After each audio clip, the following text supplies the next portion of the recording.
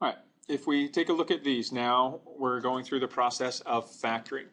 Okay, so the first step in factoring is to rewrite in standard form and remove any common factors. Okay, a number of you on this first problem saw that those are the difference of two squares. Okay, but if you recognize this as the difference of two squares, you'd see that it's 2x quantity squared minus 6 squared. If you did that, you likely found 2x plus 6 and 2x minus 6 and left it at that. What do you notice, though, about each of these individual factors?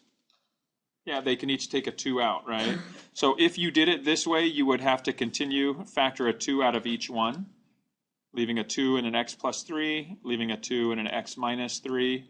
The 2 times 2 becomes a 4, and you'd wind up in this form. So this is the correct form. You could eventually get there, okay, but most students don't necessarily see that. They go right to this and stop.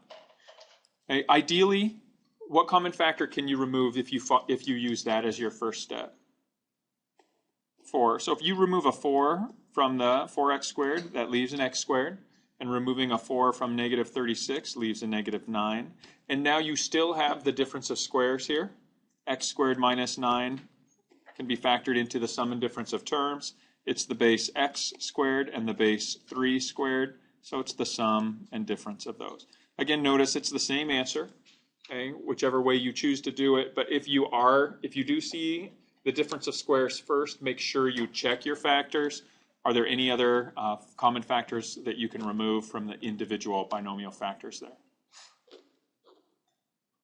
All right. In the bottom problem, you have a leading coefficient that's something other than 1. So here you have the option of either using trial and error or rewriting the middle term. Okay. If you do the rewrite or trial and error, okay, what's going to happen is you'll look at possible combinations that yield your first, outer plus inner, and your last. So your two possible factors that yield 8x squared would be 8x and x, or 4x and 2x. Those are your possibilities. Right? And then you know that your product has to be -5, which is a prime number, so that's fine. So your possibilities are either +5 and -1, -5 and +1, +1 and -5, -1 and +5.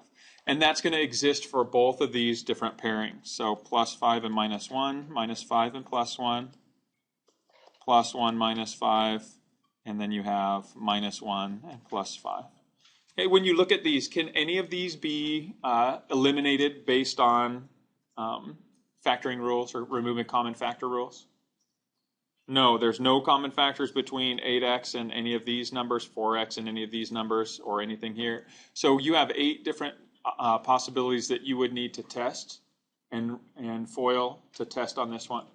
Because of that, and again, because the leading coefficient and constant are not prime numbers, my recommendation would be just to go ahead and start off using the rewrite the middle term method. Okay, and if you did that method, what you would get is your leading coefficient times your constant. 8 times -5 is what? -40. Are there two factors of -40 whose sum is +18? -2 and +20. So if I rewrite my middle term as a -2x plus 20x, that still gives me my total sum of 18x.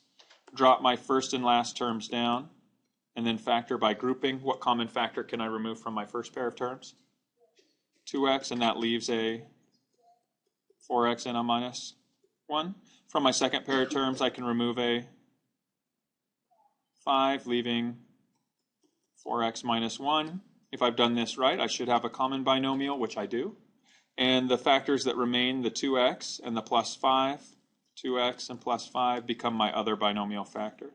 So you can see right here, if I had done trial and error, I would not have gotten to the way that I wrote this. I would not have gotten to my answer until I tested 7 and they didn't work. And so again, it saves time if you understand how to do the rewrite the middle term process. All right, the final problem here is set up in this form right here. I mean, it basically takes you to this step. You have two groups. They share a common factor, so what can we do with that binomial 3x minus 1? We can just remove it, and the factors that are left, the 2x and the minus 3, simply become the terms of our other binomial, and we have our factored form.